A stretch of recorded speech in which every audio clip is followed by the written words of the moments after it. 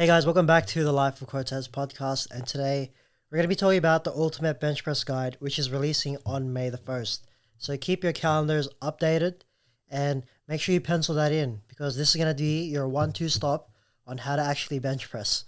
And if you want to learn more, you can always click the link in the description. But in today's episode, we're going to be talking about where have I been? And we're going to go more into depth about the whole bench press guide. The last few weeks or the last few months, we've been working on the Ultimate Bench Press Guide, and that's been pretty fun. I really wanted to make something for something that I really want to make a resource for something I'm pretty passionate about, which is bench press, and it's something I've been working on in the last 2 years. Given my injury history, the only thing I've actually been able to do competitively at a really high level has been bench, and I feel like what we've learned from the bench team in Texas was a pretty eye-opening experience in terms of my own coaching philosophy and programming. So we might as well just put it into the whole one resource. Share some keys that I've actually been, applying to my own clients, to myself, and even things that I've changed. So yeah, been pretty busy with that, and also nationals was pretty fun. That was a really good experience. Did my first three lift, big three lift comp in 2 years, and was able to PR my total finally. Because Power Pals, the pool to win number was my match PR total, or equal PR total. So being able to actually push some numbers that are actually pretty good has been kind of a big blessing. So 17 kilos and the national bench press record. Okay, so when I first started benching, it was actually pretty funny because out of the big three lifts, the squat, bench, and deadlift, it's pretty funny because I actually started benching last, and I thought benching was actually one of the lamer ones out of the three exercises. Reason being is because I'm like, why would you want to choose to exercise laying down? You know what I mean? Like, to me, it just felt like it was pretty lazy. Like, you're literally laying down to exercise. You might as well just jump in bed. And also, when I was younger as well, I was pretty small and I'll say pretty lanky, right? Like my shoulders weren't fully developed in terms of width. I was still really short, but my arms were really, really long. Like imagine my arms now on a shorter body. And I was only 50 kilos. So you can imagine doing 30 kilo benches was really, really, really challenging for me. But I was able to do 20 push-ups straight, right? And yeah, over time we just slowly started benching. I remember that first time I actually benched was actually in 2016 when I signed up to a gym by myself, and I benched 30 kilos. I was doing 3 by 12 at the end of the workout because that's how much I actually didn't enjoy bench. And I was really scared to push any heavier because bench is pretty scary if you don't have any spotters. If you actually don't know what you're doing, it's pretty scary, especially if you're a 15, 16-year-old kid. And during the time, gym fails was actually a really big thing, right? So you always saw those people either tearing their pec or just getting pinned underneath the bar and then nearly getting guillotined by the barbell. But over time, I kept benching because I found out what powerlifting was in 2018. And I was able to get my first 60 kilo bench in 2017 actually, is when I started training in my garage gym by myself. And during that time, I actually didn't even know that the barbell counted as part of the weight that you were lifting. So if you scroll back to my old captions, I was like, yeah, I benched 40 kilos. But I didn't know that the barbell was actually added into the amount of weight you lifted.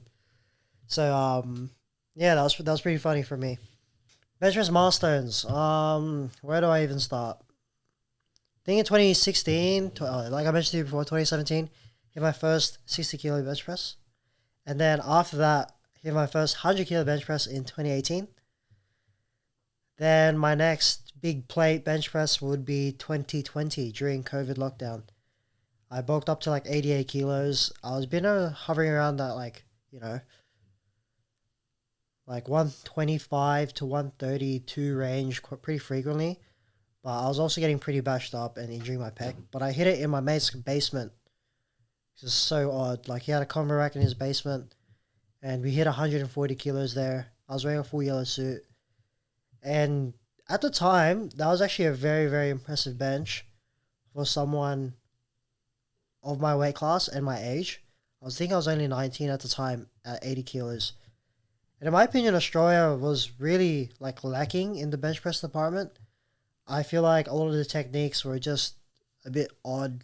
Like they're just like kind of caught in a hybrid of like untested sort of powerlifting style, whereas like heels up, elbow tuck, you know, squeeze your shoulder blades as hard as you can. But a lot of people were just trying to adapt that into tested powerlifting or IPF or even redacted federations back in the days.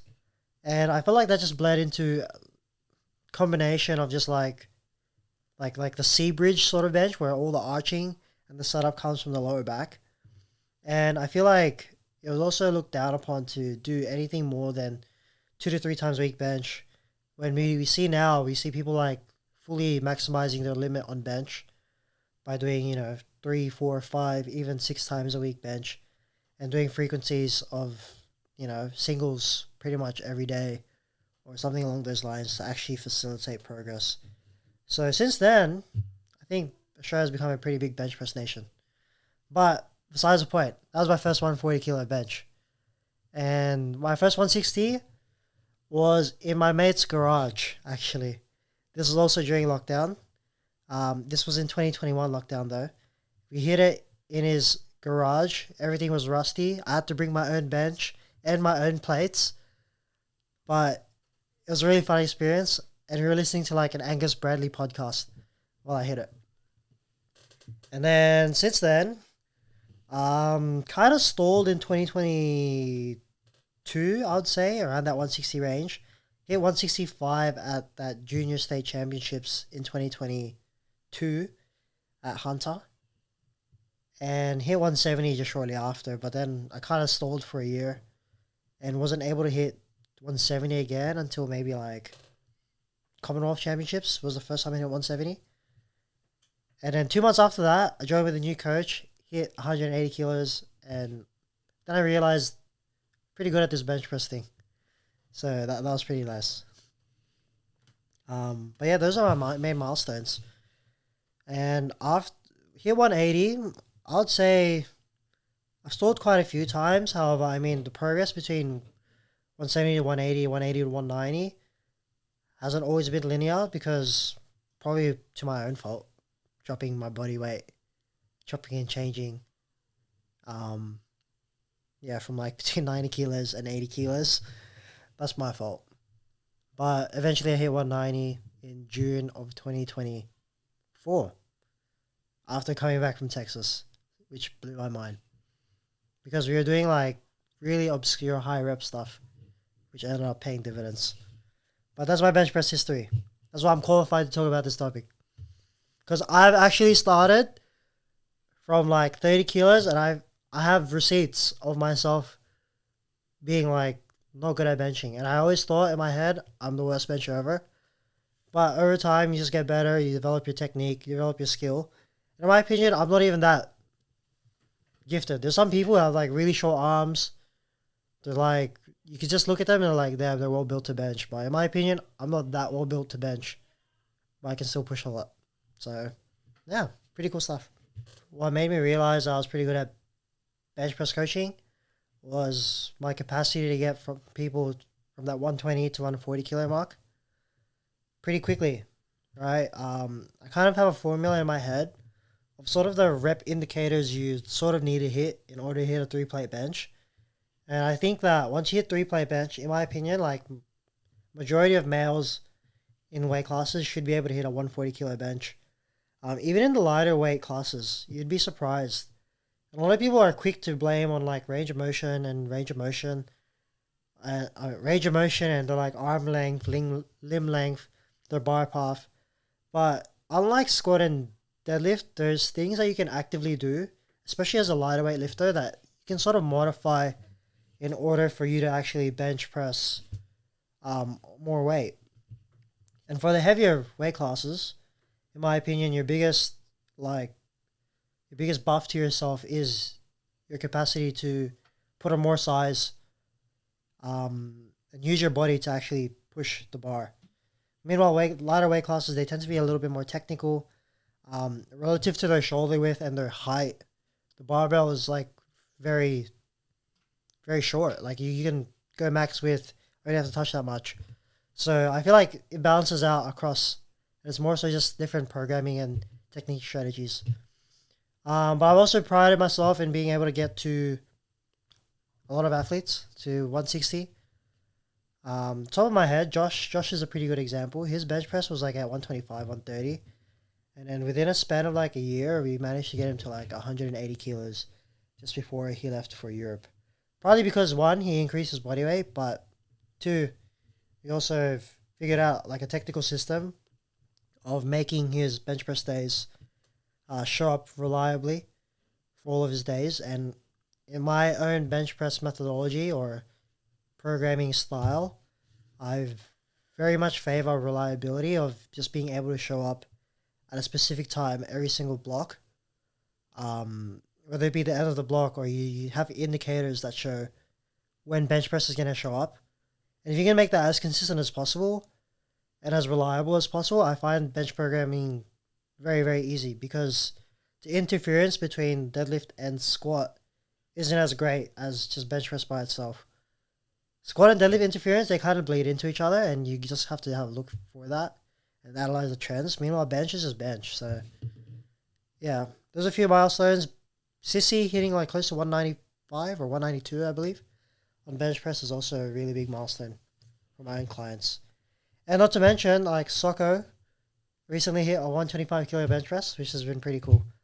So that's my heaviest female bencher so far. And in my opinion, I think she'll be able to press 140, maybe even more in the future. With Sissy's bench, when he first started me in 2022, I've been coaching him for a long time. His bench was like 130 kilos, and he was doing like some sort of mid grip sort of style bench. No, it wasn't even mid grip; it was like close grip. And if you look at Big Mac, like his arms are pretty long, and he wasn't really maximizing his leverage as much. So over time, we've managed to build his strength to make bench press one of his actually better lifts, actually. And now he's closer to 200 kilos, and he's probably going to hit that in his competition upcoming. But how he did that, or where we made some big plateau breaking progress, is when we actually started exploring into some very dedicated tricep work. So in my opinion, cable tricep extensions, like there's kind of a limit to how much you can do effectively. Meaning that at a certain point, it just gets a bit silly. Like you've seen people who can sort of tricep extension the whole stack, but when you look at their lockout power and strength for bench press, hasn't really carried over enough in terms of their lockout power. So this is when I started figuring this out because personally, I don't tricep extension on the cable that much. One, because I think it actually doesn't really target your tricep that much. I feel like at a certain point, you're just kind of using like your pec and your shoulder. But two, it's also, I don't know, I just find it extremely challenging. So this is when I started looking deeper into some sort of like JM presses. And when I first gave these to Big Mac, we did it with the dumbbell, and we were giving him like sets of 15 to 20, the higher rep range, so that he doesn't have to use that heavy of a dumbbell. But I think he got up to like 24 kilos on each hand for sets of 20. And that has been pretty critical in actually improving his tricep strength without having the excess effect of using excessive loads that could potentially beat up your elbows, your shoulders, and your wrists. Another pivotal part to his bench press programming was particularly his high rep work.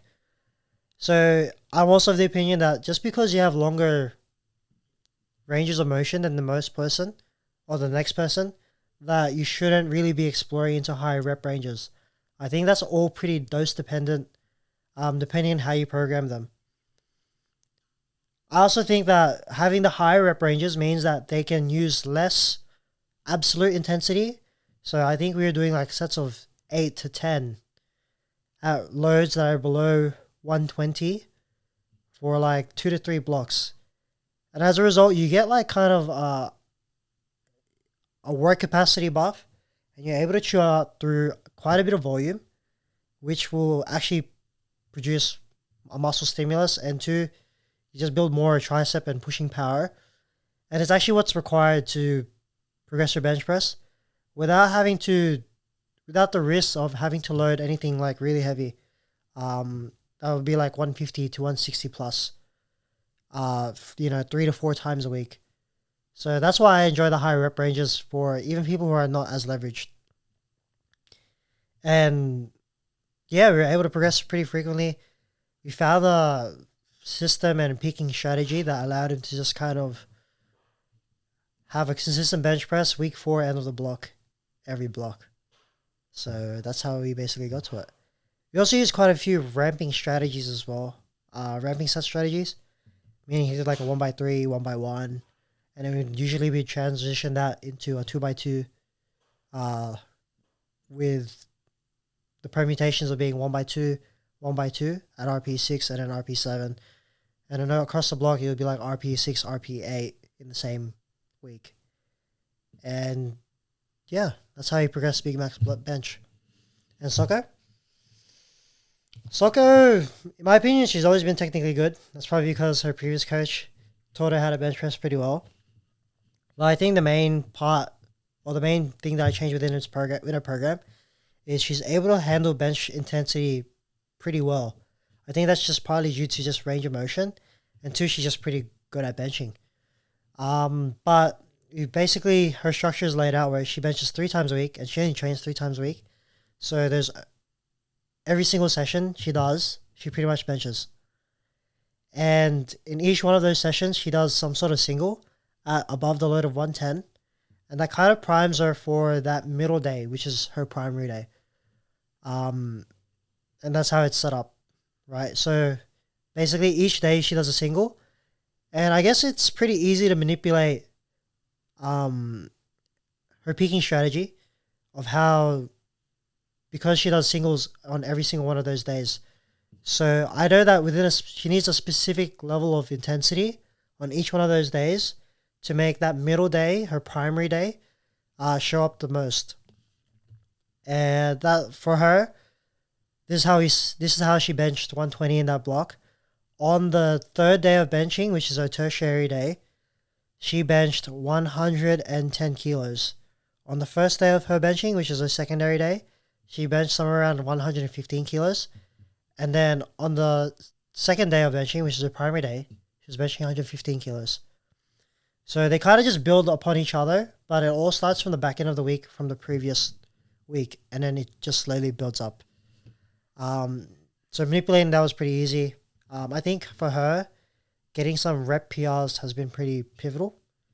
Getting some triples at heavier intensities around 112 for triples has also been pretty big in actually building her bench. So yeah. How this all ties into the Ultimate Bench Press Guide is it's kind of the methodologies and concepts that I use for most of my athletes. In my experience, I find that this is sort of the structural shell that I use when I first start with an athlete, give or take their experience and skill level, and obviously their weight classes, their gender, and all those differences. However, for the most part, I'm a firm believer that within a session, someone should only be able to do 5 to 6 sets max. But for a majority of my athletes, they get programmed 5 sets max per session. I think anything above, 6 sets of bench press in the one session, in my opinion, gets a bit too excessive, especially when you're trying to keep it fun, like doing 8 sets of bench. There's like a U-curve for how fun bench is. Maybe 3 to 4 sets is probably the sweet spot. And once you start getting to like 6, 7, 8, in my opinion, it becomes too much of a drag. And that reflects in my programming style. I'm also a big firm believer in bench press showing up consistently throughout the week. So a majority of my athletes bench at the end of the week. However, depending on your limb length and structure, that could change. But it's programmed that for the Ultimate Bench Press Guide just for reliability purposes in making sure that your bench reliably shows up at a specific point in the week. And in this program as well, your bench shows up twice in the week, which is pretty common for a majority of my athletes and in my experience, that having just a single primary day at the end of the week and then having the rest of the day is pretty easy. It's probably not enough stimulus, but if you were to have, I like to call it 2 primary days, where towards the start of the week, you kind of have bench feeling on, and towards the back end of the week, you have your bench feeling on as well. And how you determine which one's your primary and which one's not your primary is which one performs better, or which one you want to perform better, because you can easily manipulate some of the rep ranges, some of the intensity ranges to make each one show up. The Ultimate Bench Press Guide also has a lot of the stuff like technique, all the accessory exercises that I like to use to help develop a big bench press with the principles that I have in mind. So principle 1 is push as hard as you can wherever you can. A lot of people forget when it comes to actually benching is that like you have to push the weight off your chest at the end of the day. A lot of people get really caught up in terms of like, you know, the positioning, elbow angle, whichever position allows you to kind of just develop that strong push, you do that. Whether that be pushing into the bench as hard as you can with your neck, pushing your hands into the barbell as hard as you can when you set up, pushing through your legs, through your feet to actually develop that arch and that setup, you know, pushing the bar as hard as you can off the chest. A lot of people, they just start to slow down when it starts getting hard. Like you should be thinking about like accelerating that bar through that like sticking point and through that wall. And in my experience, like that's probably a better way to look at it, because a lot of people get too caught up in sort of the minute technical details like reducing range of motion, when that reduction in range of motion is sort of a trade-off for a lot of instability and not being actually able to leverage your strong pushing muscles. Part of this as well is the set it and forget it method. That's principle number 2. A lot of people also tend to just have a lot of moving parts in their bench press, and as a result, it becomes very coin flip in execution.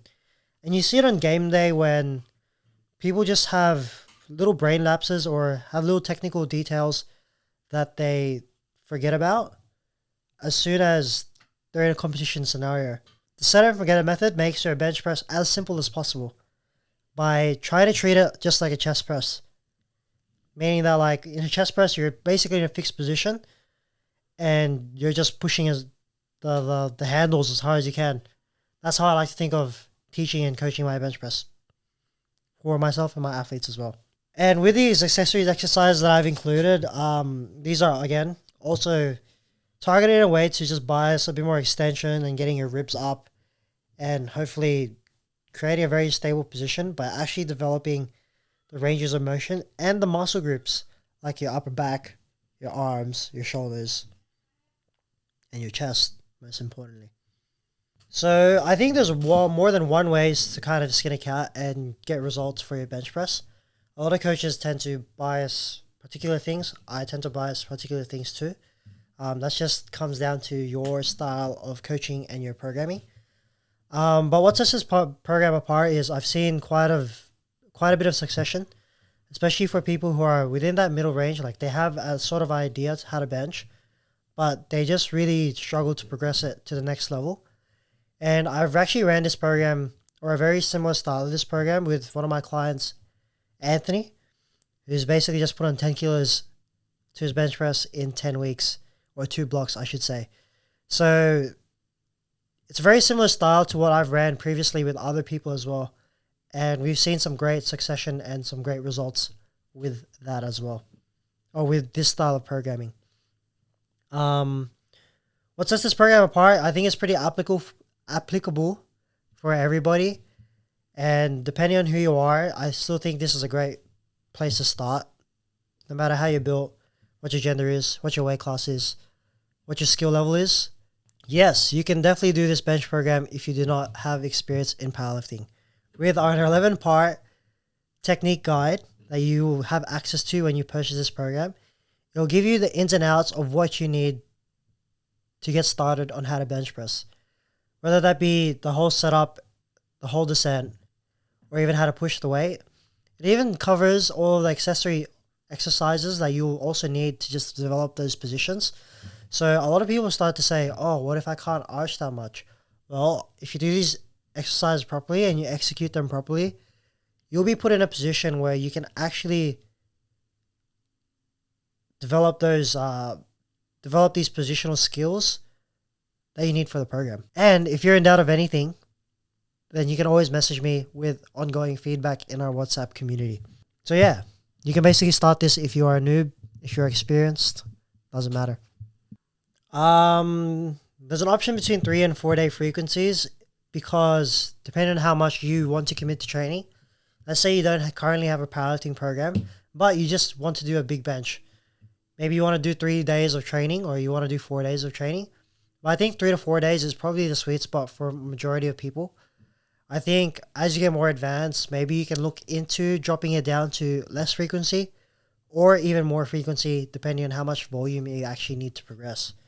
But if you're starting out, 3 to 4 times is probably a great place for you to start. To actually make some gains to progress from like that beginner level to the actual intermediate and early advanced levels. But with this program as well, you can kind of integrate it into your current program. Let's say you have a squat and deadlift, like let's say you're self-coached and you have squat and deadlift in mind, you can run this alongside it as well. So that's why there's 3 and 4 days variations. Will you be able to PR your bench press in 10 weeks? Well, this program is designed so that you can kind of get PRs in the first block and build some momentum into the second block. And there will be a little peak and taper on your bench press.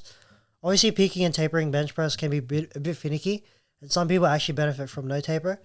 But for majority of my athletes, I find that this approach works pretty well and works pretty consistently.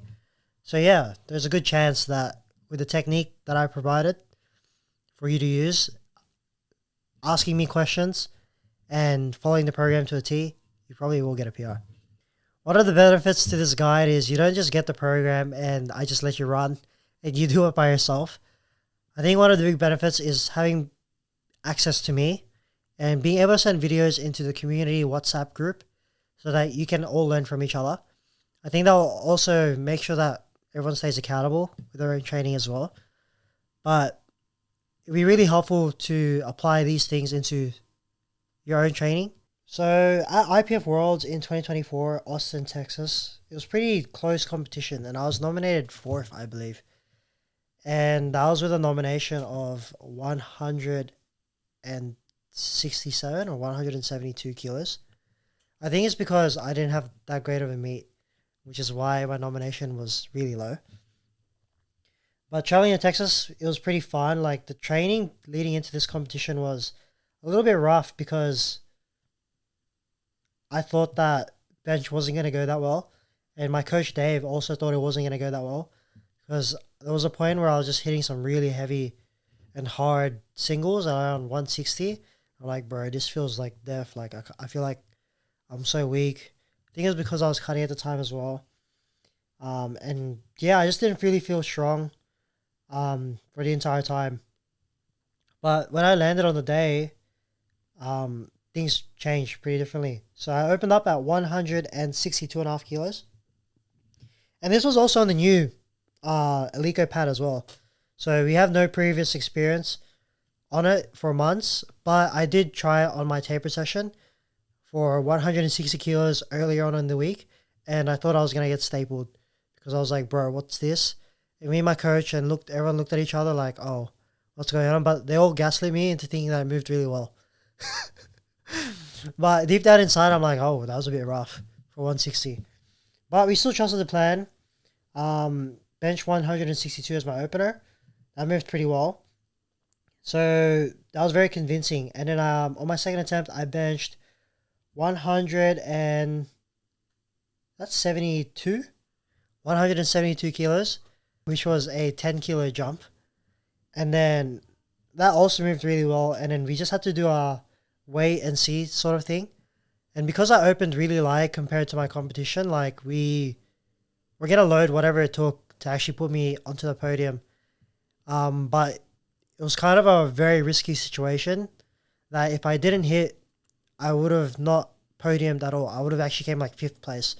And everyone would have just started benching ahead of me. And a lot of people were hoping that I would miss so that they can push ahead of me. But given my lot number, I benched 185 kilos, which was a PR at the time, and it moved really easy. But because of my lot number and the weight that I needed to win, next person above me, who was the only person who I needed to have lot number advantage against, was able to push ahead of me. But it was a very interesting experience. Got to meet a lot of people from Japan and Sweden.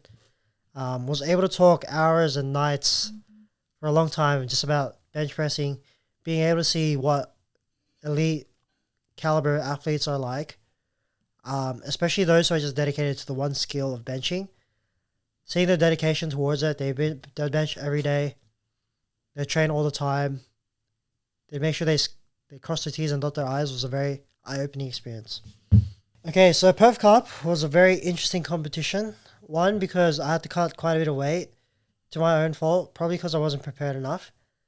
And 8 weeks prior to that competition, I was actually like 90 kilos. But somehow, within 8 weeks, I managed to make it to 83 kilos. But I wasn't prepared for the conditions that the gym was going to be at. Meanwhile, in Sydney, it was still pretty cold. But flying to Brisbane in that heat at that time, with that many people inside of the gym, I felt like I was going to pass out, and I did. So on my opening attempt, I attempted 167 kilos, and that was very challenging. Everyone looked at me like, hey, well, what's going on? Usually, like, you launch these in training, and I was doing this for like a double or a triple even. But I did my attempt at 172.5 kilos, and I passed out. I thought I locked out the barbell, but everyone said that I didn't lock it out properly, and I was just holding on to consciousness. Probably because I didn't refeed enough, probably because of the heat, and also the pad was really, really squishy, meaning that I was able to get my neck as far back as I can. And if you couple all those three together, like, that was just a recipe for disaster. But on my third attempt, I had 172 again, and everyone was looking at me like, what the hell was happening? Had a bit of ammonia, and then I ended up launching 172 kilos.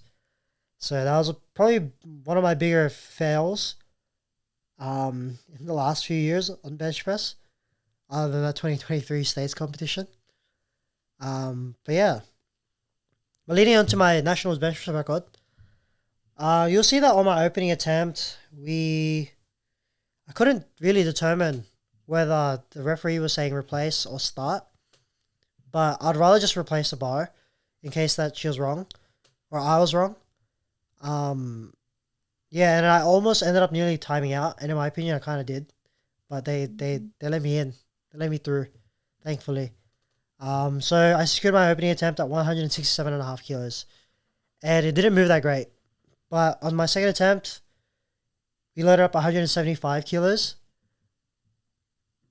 because that was probably going to be the safe play. And I ended up benching how I would normally bench that, and it was really, really speedy and light in my hands. Without the trolling, like, things moved really well. So we went from a 7.5 kilos jump from first to second. Then on my second and third, we did an 11.5 kilo jump for the record. Now, in most circumstances, and in my opinion, I wouldn't trust myself either if it wasn't me and our experiences at Worlds. At Worlds, we did the 10 into 12.5 kilo special. In this comp, we did the 7.5 into an 11.5 kilo special. And I knew deep down in my head I was good for it because I've trained that way all prep, where between my last warm-up, I would take a 10 kilo jump to my third attempt. But given the circumstances, it was pretty good. Like, yeah, I absolutely launched it and ended up coming away with the national bench press record.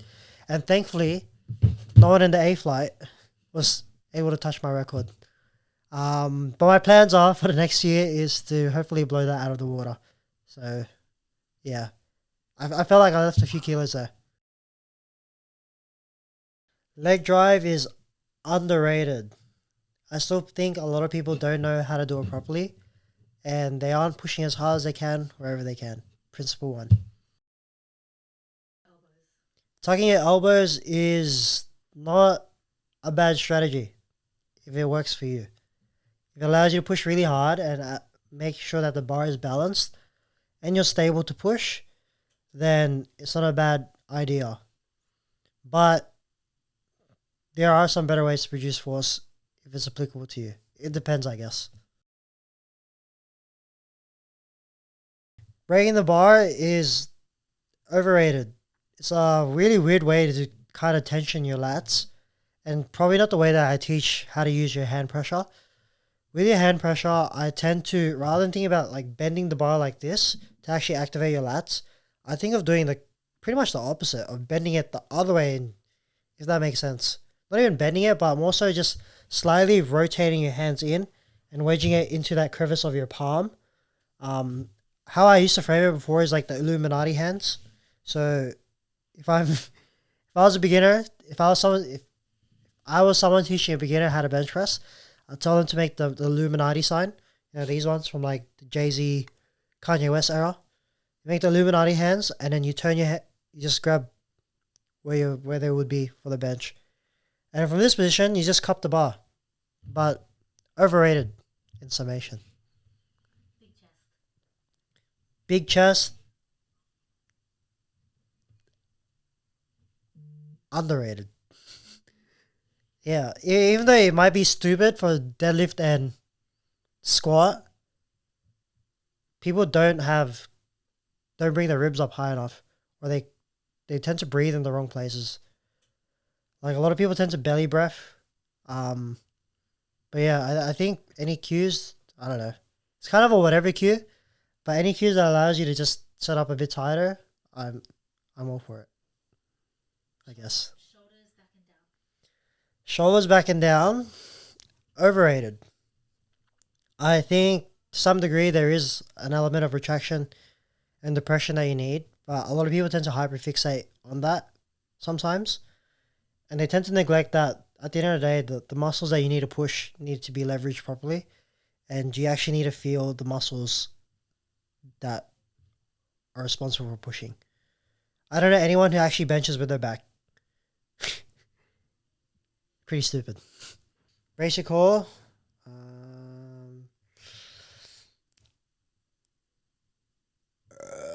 Overrated. Overrated. I think people, yeah, like I mentioned it before, people tend to belly brace. No good.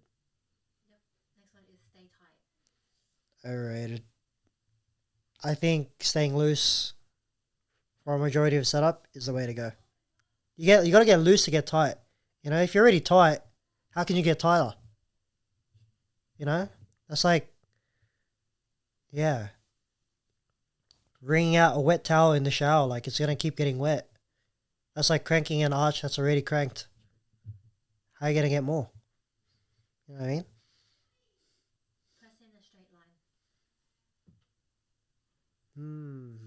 Pressing in a straight line.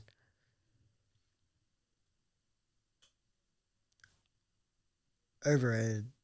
I don't know. It depends. That one really depends. Some people do need to press in a straight line, and they get too caught up with like the whole J press thing. Some people actually do need a J press a little bit. But I'm gonna say overrated. Underrated. A lot of people complain with the pause length, but they don't realize that the harder and faster that you stop on your chest, the faster you will get a pause. So making sure that you touch properly, in my opinion, is probably slightly better than actually pausing longer. Like you can misgroove a pause, and in my opinion, you can hold the pause pretty well. But if you try to recover from a bad touch, in my opinion, that's infinitely worse. A lot of people tend to do the floating touch as well, which I don't really like. Underrated. Yeah. People still don't know how to grip the bar properly.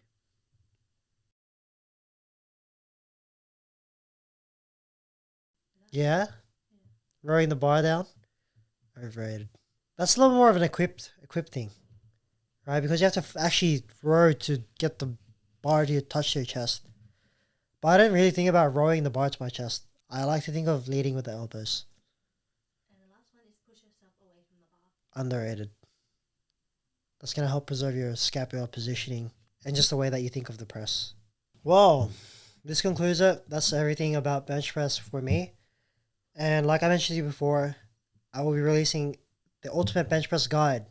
Not just a program, a guide, which is your one-stop shop for learning how to bench press and breaking those plateaus so that you can get PRs.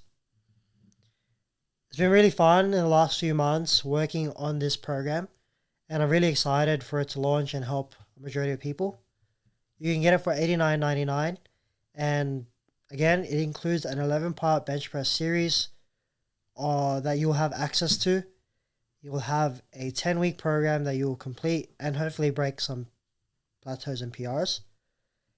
You also have an exercise library that is dedicated to building your strong foundation for a bench press, whether that be position or muscle size that is required for the press. And most importantly, you will have access to the community WhatsApp group where you have access to me. You can ask questions to each other and I will answer them. And if you buy this program, you also have our exclusive launch day promotion, which is valid till the end of May. If you purchase this program, you'll get an exclusive 8-week launch day discount for one-on-one coaching that doesn't just include bench press, but for all 3 lifts. Thank you guys for listening to the Life of Cortez podcast. It's been great to have you. I'm back.